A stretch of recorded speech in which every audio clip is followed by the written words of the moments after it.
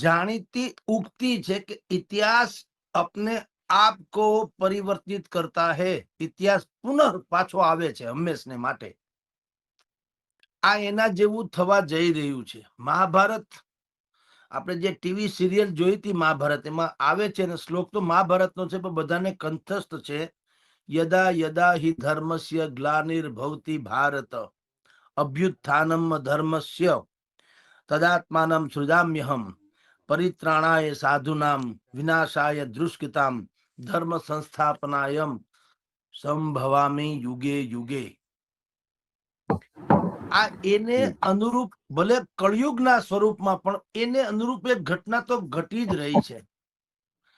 આપે જે ઇન્ટ્રોમાં કીધું કે 25મી સપ્ટેમ્બર 1990 ભાઈ અડવાણીજીએ સોમનાથ થી અયોધ્યા સુધીની યાત્રા કાઢી, ત્યારે લોકસભામાં ભારતીય જનતા પાર્ટીની રોકડી 2 બેઠક હતી ગણીને, અને એમાંથી 120 થઈ. પરંતુ આ નજરિયા જે છે નરેન્દ્રસિંહજી, એ કેવળ એક તરફી છે, એનો એક અંશ માત્ર છે. જેમ ભગવાનનું પૂર્ણ સ્વરૂપ આપણે કહીએ છીએ વિરાટ દર્શન, એમાંનો આ એક કાનો એમાંનો એક છે, બાકી વિરાટ દર્શન છે, બધું સકલ સૃષ્ટિ એનામાં આવી જાય. એમ 2 માંથી 120 થયા, ઈ કેવળ એક પોલિટિકલ વર્ઝન છે. ઈ છે ખરું પણ પોલિટિકલ.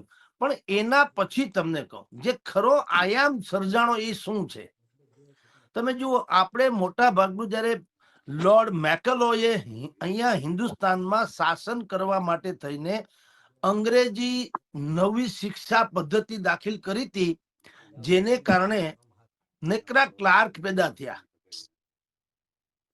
કારણ કે અંગ્રેજોને જરૂર હતી ક્લાર્કની. આપણી પ્રાચીન શિક્ષણ પ્રથા શું હતી? ગુરુકુળ શિક્ષા પદ્ધતિ, જેમાંથી નચિકેતા યુવાનો પેદા થતા. નચિકેતા એટલે સ્વામી વિવેકાનંદજી કહેતા ને કે મને જો 100 નચિકેતા યુવાન આપે તો હું આ સકલ સૃષ્ટિની આખી તાસીર બદલાવી નાખું. તો નચિકેતા એટલે શું? નચિકેતા એટલે એવા કેળવાયેલા યુવાનો, કેળવણી સભરના યુવાનો, જેને સારું શું અને ખરાબ શું એની બિલકુલ ખબર હોય, અને સારું કરવાનું હોય, ખરાબ ન કરવાનું હોય. ધેટ્સ ઓલ, ટૂંકી વ્યાખ્યામાં. બાકી તો બહુ વિરાટ વ્યાખ્યા છે. હવે